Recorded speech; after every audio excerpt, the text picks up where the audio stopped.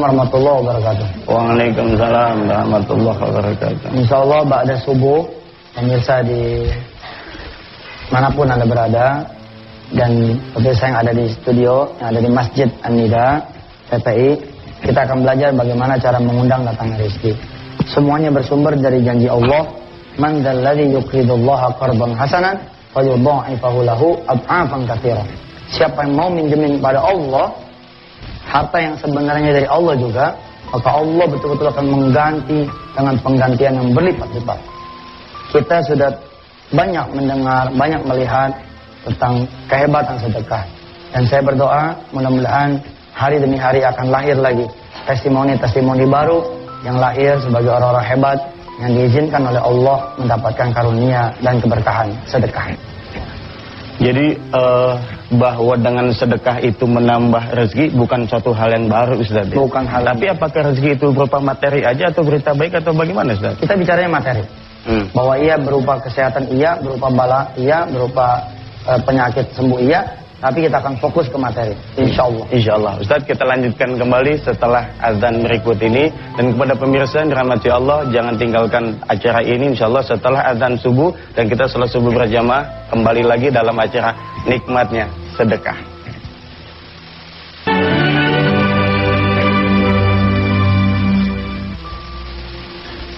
Baik pemirsa yang dirahmati Allah, kita kembali lagi dalam acara Nikmatnya Sedekah. Dan tema kali ini menambah rezeki.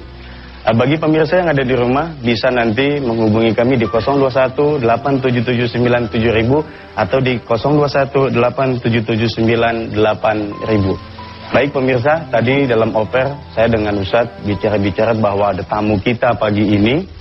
Beliau ini orang yang dulu gajinya satu hari 1.500. Tahun 95 kalau nggak salah Ustaz ya. 95. Dan luar biasa dalam perjalanan waktu beliau ini sekarang sudah memiliki perusahaan pesawat terbang. Wih. Pesawat terbang dan konon beliau menyewakan pesawat-pesawat ini dan insya Allah bulan Mei nanti Ustadz Yusuf Mansur akan diajak naik pesawat beliau. Mudah-mudahan bukannya Ustadz diajak, hostnya juga diajak. Ya, jamaahnya sekali. Semuanya. Baik pemirsa mungkin ingin tahu siapa orang ini dan sungguh hebat dan dahsyat sekali. Kita panggil saja kepada Ustadz Rehan, silakan untuk naik ke atas. Ustaz, silakan Ustaz. Nah, ini dia. Allah. Masya Allah Ustaz. Gimana Ustadz, sehat ya? Nah, ini pemirsa, inilah wajahnya beliau.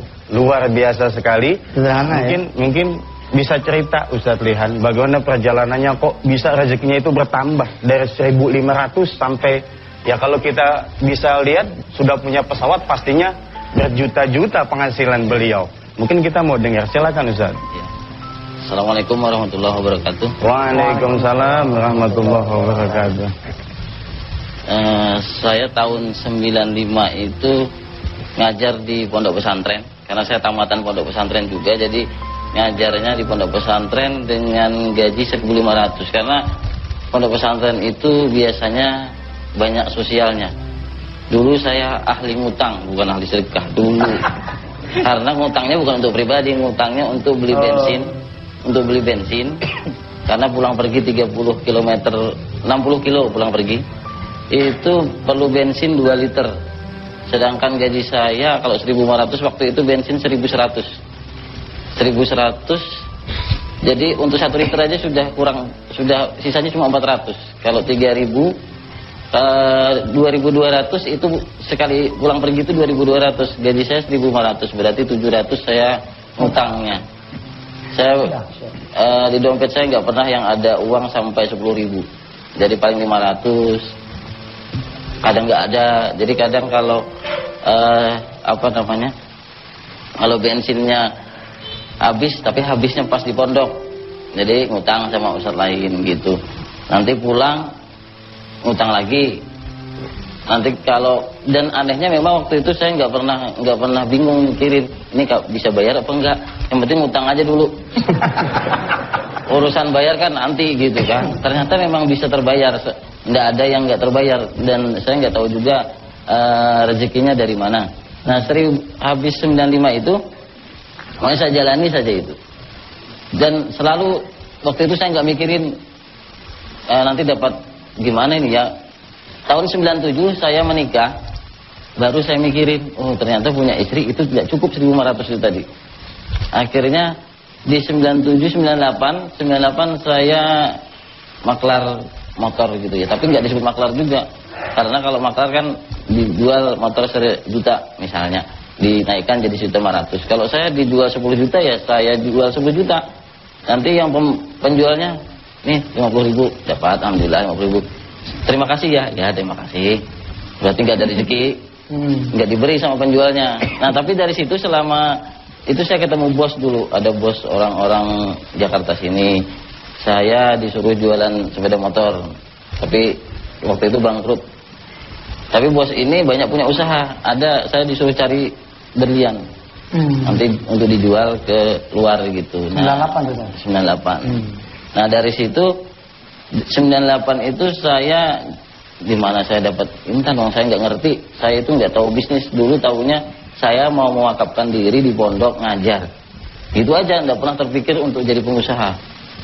Pokoknya ngajar, serah mau di 50.000 sebulan juga nggak apa-apa, saya diberi. Ternyata 1.500 lebih daripada, nggak sampai juga 45.000 sebulan gitu ya.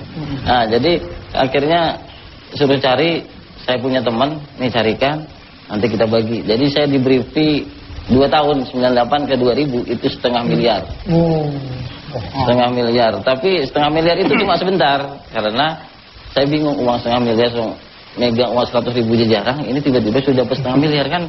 Kemana saya muterinnya? Tahun 2000 lagi ya? 2000. Saya mau masukkan ke mesin cuci, nggak baca mesin cuci kalau mau diputar gitu kan. Jadi akhirnya saya serahkan ke bos saya ini, bisa putarkan nanti dibagi. Ternyata bos saya kena kasus korupsi, melarikan diri, uang saya juga hilang. Baru sebentar punya 500 juta, hilang. Kembali lagi saya kembali ke asal. Jadi dulu saya punya motor Alfa 2R, saya ingat waktu itu. Kalau rusak, lama ya. Kalau rusak waktu itu saya baru keikhlasan saya berkurang. Nah ternyata memang ikhlas itu harus ada penjaganya. Jadi wah ini pondok gak mikirin apa gitu gini. Tapi itu waktu rusak aja. Saya bongkar sendiri Pak, saya bongkar sendiri. Bongkarnya bisa, masangnya nggak bisa. Saya bawa ke bengkel, bayar 400 gitu misalnya. Bayar 400. Nah, saya bilang di mana dapat uang 400 ini. Nah, ternyata dari situ dulu pernah saya bantu orang gitu, bantu minjemin orang. Saya lupa udah di pondok. Karena di pondok saya jadi tukang masak. Karena saya tukang masak jadi SPP tidak bayar. Saya bisa mengumpulkan uang. Tapi uangnya cuma sebentar dipinjam teman. Pinjam teman, ada ibunya sakit waktu itu saya pinjemi. Akhirnya dia bayar waktu itu. Ini saya bayar utang kapan ini? Saya jadi lupa sudah utangnya untuk bayar kerusakan sepeda motor selama. Jadi di 2000 tadi saya nggak ada kerjaan yang bisnis tadi karena sudah akhirnya saya kembali ngajar aja biasa. Tapi waktu itu sudah naik posisi gaji ke 150.000 tahun 2000 150.000 nggak cukup sih sebenarnya waktu itu, tapi uang 1.500 saya cukup, kenapa 250 enggak? Saya bisa ke pasar malah 2 kali seminggu waktu itu. 150.000 padahal saya nggak tahu uang itu nambah sendiri atau gimana, yang jelas 150.000 saya bisa ke pasar penuh bawaan saya gitu. 2000 ke 2001 ada klien bos saya dulu nelpon, bisa carikan berlian nggak? Saya bilang bisa. Kliennya bos? Iya, dulu kan relasi bos itu. Oke. Bisa carikan intan nggak? Bisa, saya bilang. Padahal saya nggak, uangnya dari mana nggak tahu juga, pokoknya bisa aja dulu. Itu setelah ditipu ya? Iya. Oke. Nah bisa, setelah itu baru teman-teman pada saya bilang kalau ada uang lah, nanti kita bagi hasil modali saya lah. Tahun 2001. Dari situ saya bagi hasil 60-40. Akhirnya saya banyak dapat hasilnya. Nah, dari situ saya bikin perusahaan di tahun 2003 itu satu perusahaan di sini. Dulu di Lebak Bulus kantor saya. Sekarang dulu Lebak Bulus itu kecil. 2x2, paling 3x3 lah kantornya itu. Untuk tidur berdua aja nggak cukup. Kesannya sih mewah kalau di sana. Kantor di mana? Jakarta. Di mana? Di Lebak Bulus, tapi kecil gitu. Kalau orang lihat bingung ini perusahaan apa gitu.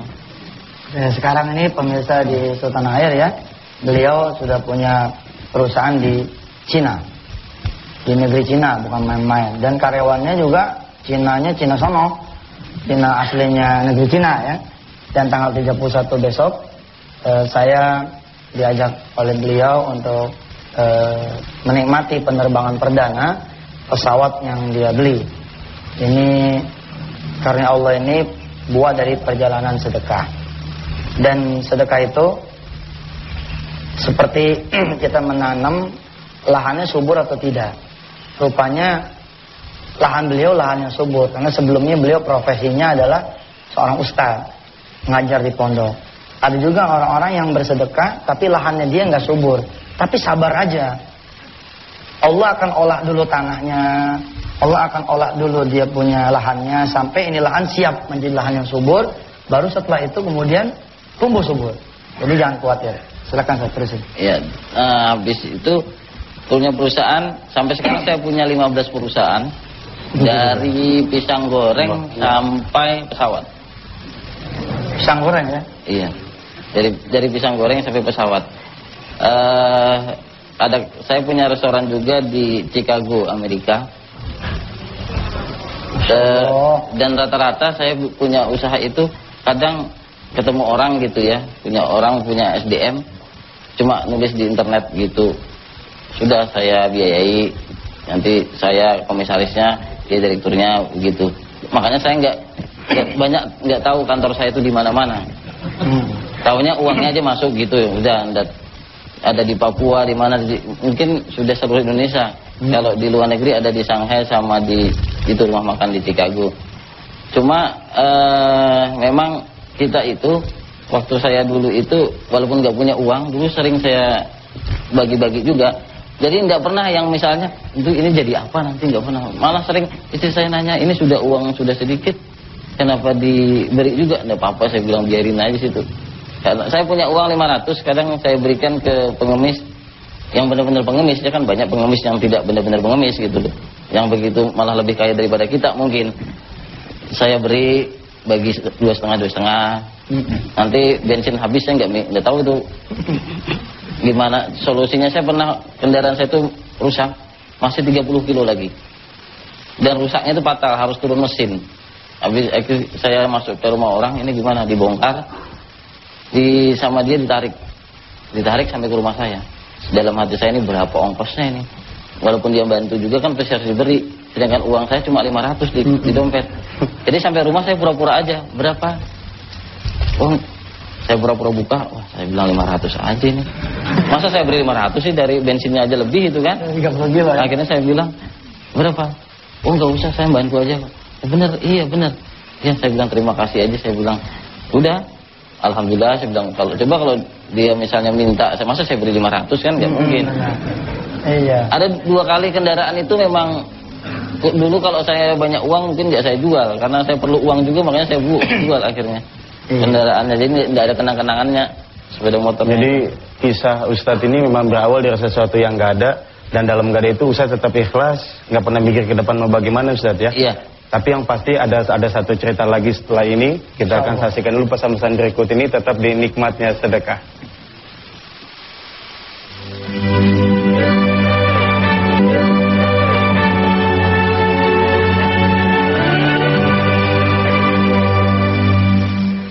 Pemirsa yang dirahmati Allah, senang sekali masih tetap bersama dengan kami. Yang pasti jangan pindahkan channel Anda, karena setelah ini banyak cerita-cerita yang akan menyentuh hati kita betapa Allah itu sayang kepada kita. Setelah ini ada sebuah PT dari Ibu Uis, bagaimana perjalanan beliau dengan sedekah dan apa yang beliau miliki sekarang ini. Kita akan saksikan sama-sama, silakan.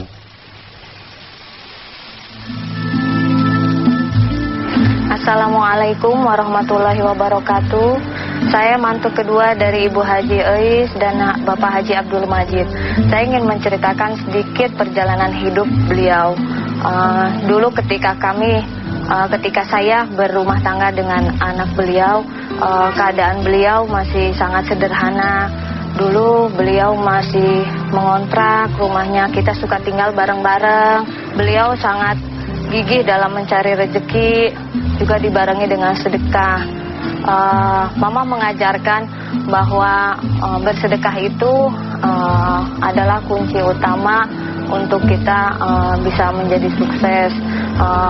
Mama juga banyak mengajarkan hal kesederhanaan dalam hidup, berbagi kepada sesama.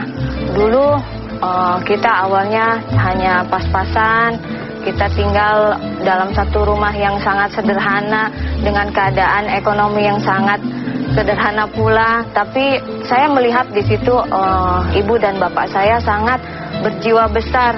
Dia sangat memiliki prinsip dalam kehidupannya, selalu bersedekah. Contohnya seperti dulu mama pernah menyumbangkan uangnya ke masjid. Kita suka pergi ke masjid, kita ngaji ke pengajian-pengajian yang kita datangi. Mama memberikan uang misalkan 100-200 ribu.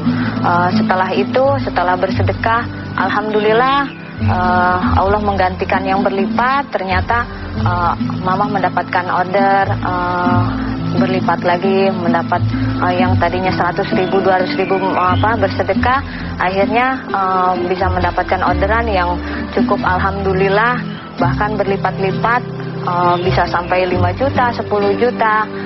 Makanya di situ keajaibannya yang kita alami sama mama. Kadang bersyukur, ya Allah, Allah sudah berikan keajaibannya. Ternyata benar adanya sedekah itu adalah kunci dari kita ingin sukses.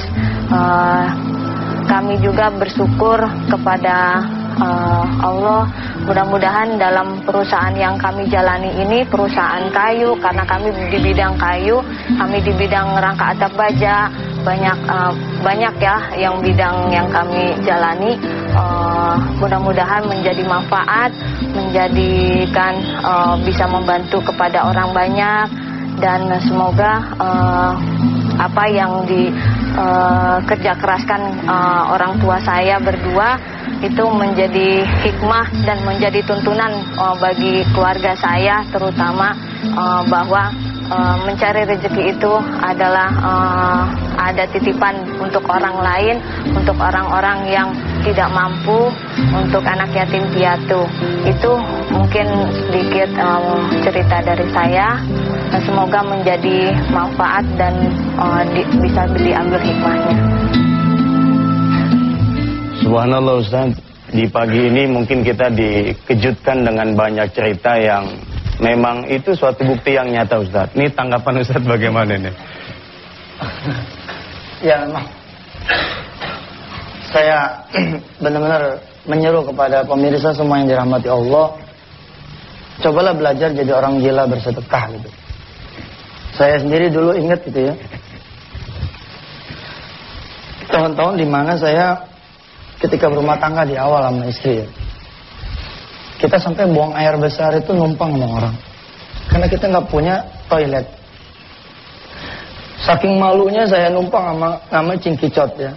Jadi itu pun bukan numpang di dalam rumahnya, jadi dia punya jamban umum yang atapnya itu langit, cuma pakai pohon kelapa gitu. Jadi saya buang air di situ, bawahnya ikan lele. Saking malunya numpang gitu ya, sampai kemudian saya asal mau tidur nyiapin daun, nyiapin plastik buat apa? Buat alas saya buang air besar. Karena saya malu numpang gitu, kayaknya kalau numpang masa cuma buang air besar aja saya numpang, ya Allah. Saya bingung. Tapi kalau nggak buang air itu gimana gitu? Saya nggak berani buang air besar tuh di semak-semak, karena di kampung Ketapang saat itu ular tuh benar-benar banyak. Jadi waktu saya tinggal di awal-awal tahun 99, saya sambil makan sama istri saya, itu ular lewat aja gitu. Di dalam rumah saya saat itu seperti itu tahun 99. Jadi kita lagi makan nih, ular lewat itu Ustaz. Lewat, nggak ada assalamualaikumnya, nggak ada apa tuh ular lewat. Jadi kalau keadaan siang aja seperti itu, bagaimana malam? Saya tidak mau beresiko, saya lagi angkat kain, buang air, tiba-tiba ular itu ada di depan. Saya gak mau. Sampai kemudian saya bungkus, maaf di pagi hari ini saya bicara. Dan bagaimanalah pemirsa melihat bagaimana Allah memuliakan saya yang saya juga tidak pernah meminta ini. Saya tidak meminta ada di depan saudara-saudara semua dan bicara seperti orang yang paling hebat. Tapi betul lah bahwa sedekah itu betul merubah segalanya. Kita sampai patok saya akan bersedekah 1 tahun sekian. Nah, kenapa begitu? Karena memang kekuatan niat akan menyampaikan kita pada fadilahnya. Saya marah dengan kemiskinan, saya marah dengan apa, tapi bukan berarti marahnya ke Allah. Kita bakar spirit kita bahwa apapun hasil yang kita dapatkan selalu pengen berlipat-lipat sedekah. Kita dagang di terminal, dagang es, hasilnya 7.500, bisa 7.000 yang kita sedekahkan. 500 kemudian kita buat makan. Kita sekedar buat yang Ustadz bilang tadi pisang goreng, kita ganjel aja pisang goreng. Yang penting kita bisa sedekah gede 7.000. Kenapa? Karena kita pengen dapat 70.000 satu hari. Terus begitu. Buat saudara-saudara yang punya warung pecel lele sekarang ini. Di sini ada sahabat saya Pak Kusnadi dari dia dagang ayam. Udahlah, kalau emang mau jadi orang hebat, coba sedekah semuanya. Bilang sama Allah, Rob, nih warung saya satu-satunya aku serahkan kepada Engkau ya Allah. Urusan hasil urusan Engkau. Saudara punya rumah kontrakan, ya, 1 petak, 2 petak, dan itu pun tidak cukup buat saudara mengangkat derajat saudara. Lepas sedekahkan kepada Allah Subhanahu Wa Taala. Asal yang penting saudara sehat. Kalau saudara dalam keadaan sakit, nggak boleh sodakohnya itu tos-tosan nggak boleh. Tapi kalau dalam kondisi saudara sehat, sudahlah sedekah tos-tosan itu memang dibenarkan dalam Islam. Ya, jadi perjalanan beliau juga Ustadz nggak jauh beda dengan testimoni kita pagi ini. Mungkin bagi kita yang selama ini agak merasa susah, mungkin Allah akan siapkan gerbang kekayaan yang luar biasa dalam kehidupan ini. Kayak Pak Abdul Majid tadi ya, beliau istrinya. Jadi kalau seandainya boleh tahu Bapak, usaha yang sedang Bapak geluti itu di bidang apa sih Pak? Dan apa yang sudah Bapak lakukan sehingga seperti yang tadi kita lihat di TV itu Pak? Assalamualaikum. Waalaikumsalam warahmatullahi wabarakatuh. Terima kasih TPI dan Ustadz Mansur yang telah memberikan waktu pada saya. Saya dari mulai membimbing atau mendirikan perusahaan dari tahun 80 sampai sekarang, utamanya dengan perusahaan kayu yang mana kayu didatangkan dari Kalimantan. Alhamdulillah sampai saat ini tetap itu kami jalankan, dan 2004 ada tambahan lagi perusahaan kami itu untuk mendirikan perusahaan baru lagi, membuat baja ringan yang tadi mantu saya katakan memang betul. Dan alhamdulillah dari awal sampai sekarang ini, pertama saya ngontrak itu betul, ngontrak dari tahun 80 500.000, tapi niat saya dengan keluarga saya tuh lillah karena Allah. Ibadah itu bukan hanya sholat ayo Ustaz ya, cari nafkah untuk menafkahkan istri dan anak itu termasuk ibadah. Itu tujuan kami dengan keluarga kami. Alhamdulillah sampai saat ini saya atau kami berkeluarga bisa mencapai apa yang kami cita-citakan. 93 kami berangkat haji Ustaz, memohon kepada Allah Subhanahu Wa Taala. Kami melihat di depan Masjidil Haram itu banyak orang-orang yang tidak mampu. Ya Allah, aku mohon ya Allah, berikanlah kepada kami untuk supaya bisa menampung anak yang tidak mampu, yatim piatu. Alhamdulillah Allah mengabulkan permohonan kami ya Allah. Diulang lagi 97 kami berangkat. Alhamdulillah memohon di Padang Arafah itu, memohon kepada Allah supaya niat kami terkabul untuk menampung anak-anak yatim piatu yang alhamdulillah sampai sekarang sudah mencapai 40 orang. Kami ditampung di Tasikmalaya. Baik. Itu Ustaz, perjalanan kami alhamdulillah Allah berikan keberkahan dunia akhirat. tujuan kami itu tiada lain hanya semata untuk Allah semata. Betul, ya betul. Inna sholati wa nusuki wa mahya wa mamati itu Ustaz. Saya mohon doa restunya kepada Ustaz dan para jemaah khususnya supaya niat kami sampai akhir hayat kami ya Allah. Yayasan Lembah Arafah yang kami dirikan 2004 selalu ada lindungan dari Allah Subhanahu wa taala. Itu aja Ustaz sekilas. Dari kami mohon maaf kurang lebihnya. Ya, terima kasih. Assalamualaikum warahmatullahi wabarakatuh. Waalaikumsalam warahmatullahi wabarakatuh. Jadi memang demikian jalannya Allah kepada kita ya Ustaz. Artinya memberikan rezeki dari yang nggak kita rencanakan dan juga nggak kita duga-duga. Iya betul. Saya kadang suka marah sama orang-orang yang ngomong begini. Ngapain sih ente kalau ngomong sedekah buat kaya, buat kaya, buat kaya? Iya lu nggak ngerasain sih jadi orang susah. Kalau lu rasain lu jadi orang susah, lu pasti kayak gua. Pengen ngangkat orang susah itu jadi kaya dengan jalan sedekah. Betul Pak, Bu. Gak ada enak-enaknya jadi orang susah. Terutama kalau kita nggak ada kesabaran, nggak ada keikhlasan.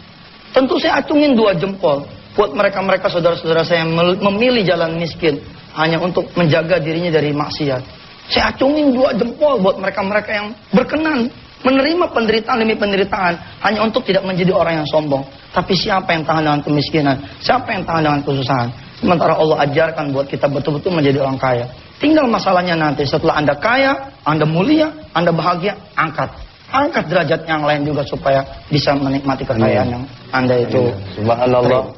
Semoga kita juga termasuk salah satu orang yang diangkat oleh Allah materi kita. Tapi pastinya setelah nanti akan banyak cerita dari Ustaz Lihan dan Ustaz Yusuf. Tapi kita akan saksikan pesan-pesan berikut ini tetap di nikmatnya sedekah.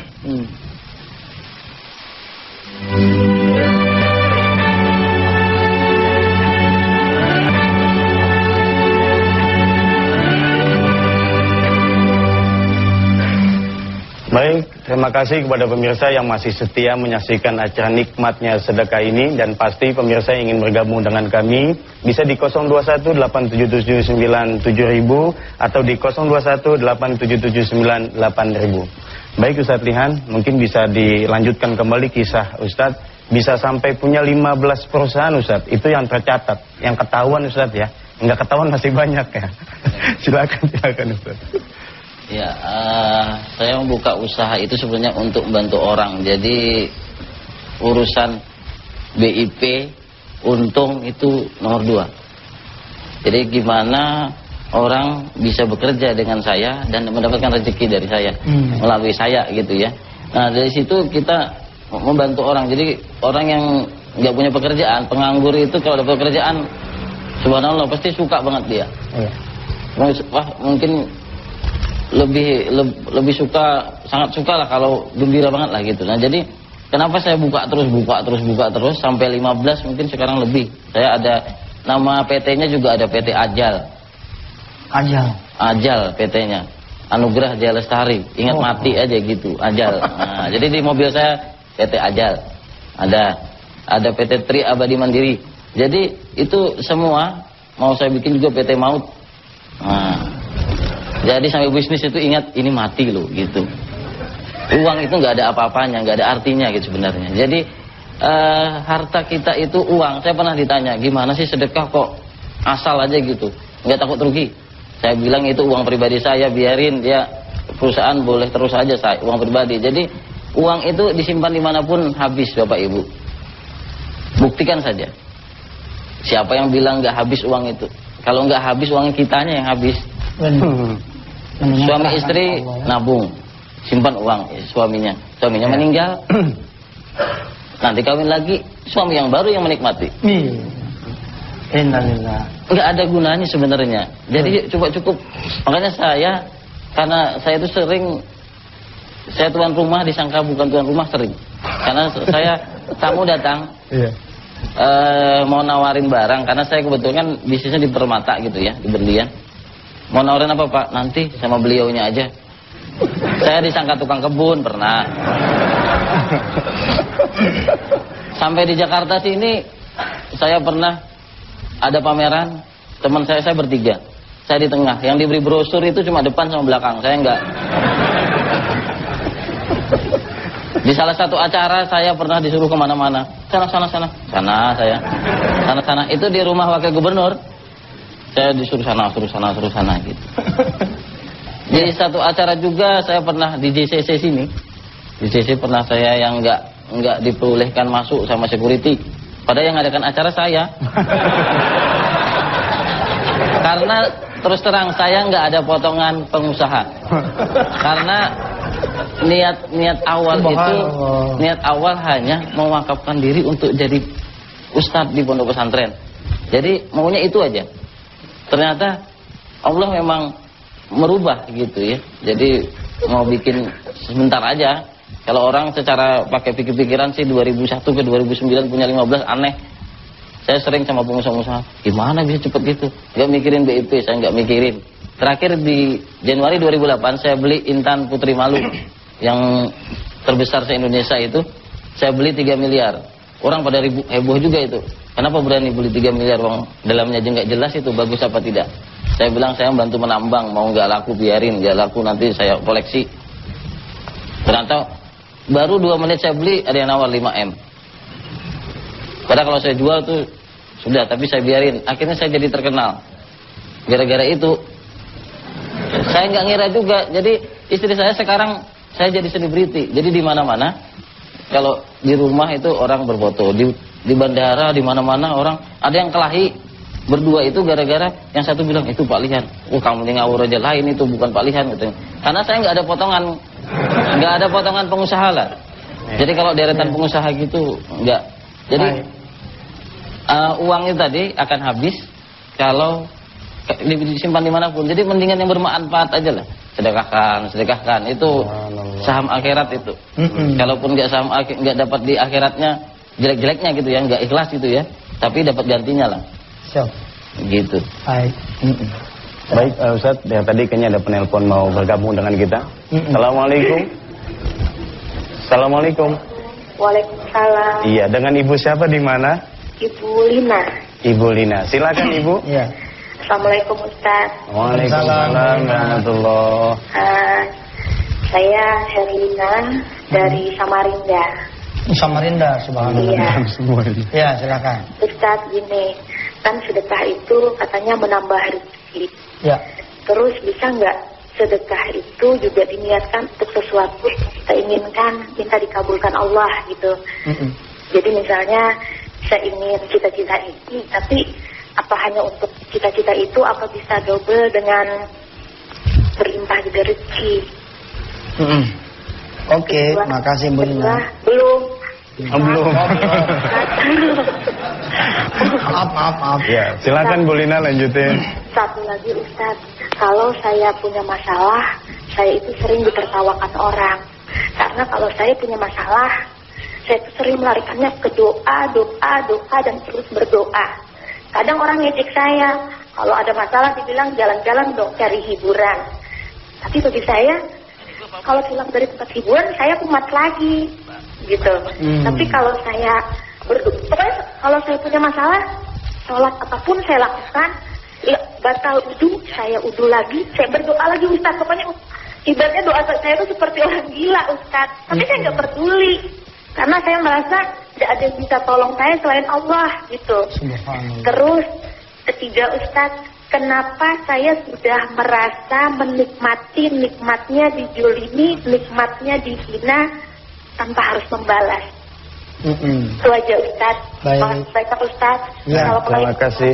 Waalaikumsalam warahmatullahi wabarakatuh. Silakan Ustaz. Begini ya, ada satu kalimat yang barangkali kita akan coba cari pelurusannya. Kadang-kadang saya juga ketika ditanya ya, Ustaz emang boleh kita sedekah niatnya supaya pengen kaya?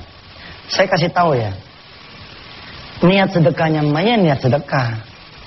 Tapi nanti after giving, habis kita sedekah, kita berdoa. Kira-kira begitu. Sama seperti kita sholat. Nawaitu sholat namanya, nawaitu sholat. Usolli sunatan hakada wa hakada. Tapi setelah sholat itu, kita berdoa.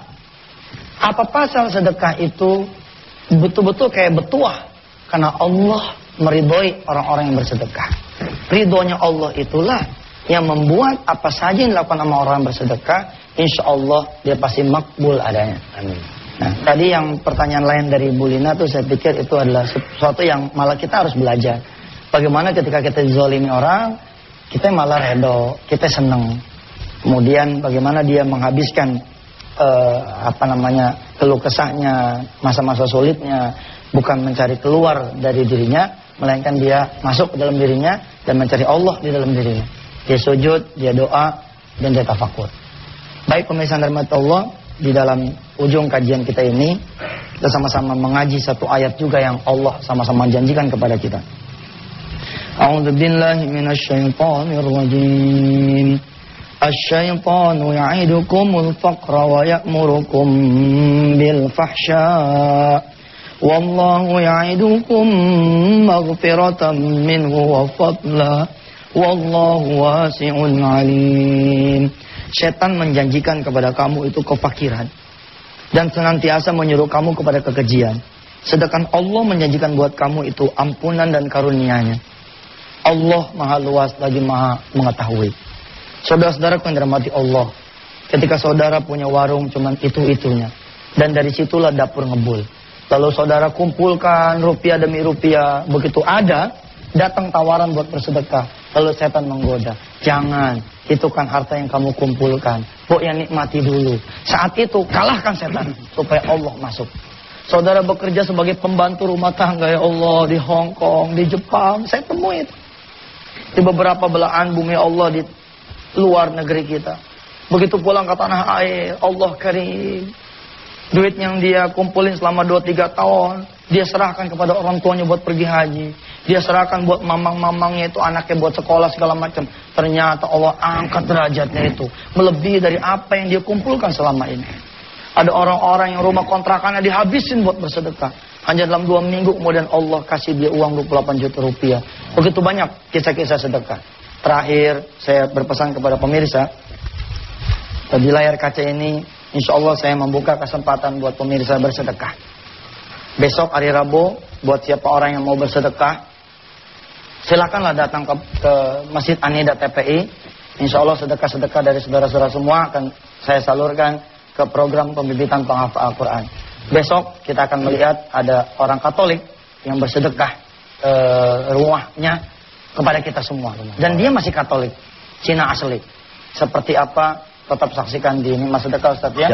Kita sama-sama berdoa dengan baca suratul Fatihah agar Allah takdirkan kita bisa mengikuti jejaknya orang-orang yang soleh termasuk Ustaz Lihan ini. Dan pesan saya kepada pemirsa semua, ketika mengetahui testimoni-testimoni seperti ini, jangan minta nomor telepon beliau atau orang-orang kaya untuk meminjam, tapi mintalah nomor telepon untuk mengikuti jejaknya. Sekali lagi, jangan meminta nomor telepon dan identitas beliau untuk kemudian minjem, tapi ikuti saja jejaknya dan jadilah lihan-lihan yang lain. Jadilah Yusuf Mansur yang lain. Jadilah orang-orang kaya yang lain. Al-Fatihah. A'udzubillahi minasyaitonirrajim. Bismillahirrahmanirrahim. Alhamdulillahirabbil alamin arrahmanir rahim maliki yaumiddin. Iyyaka na'budu wa iyyaka nasta'in ihdinas siratal mustaqim. Siratal ladzina an'amta 'alaihim ghairil maghdubi alaihim waladdallin. Amin. Ya Allah, ajarkan terus kami bersedekah hingga tiba masanya. Kami bersedekah sebagai orang-orang yang cinta kepadamu ya Allah. Kami bersedekah sebagai orang-orang yang betul-betul bersyukur kepadamu ya Allah. Bukan lagi sedekah karena duniamu, bukan lagi sedekah karena masalah yang kau timpakan kepada kami, bukan bersedekah karena ingin mengubah nasib. Ajarkan terus kami ya Allah bersedekah hingga pada derajat mukhlisin lahuddin. Alhamdulillahirabbil alamin.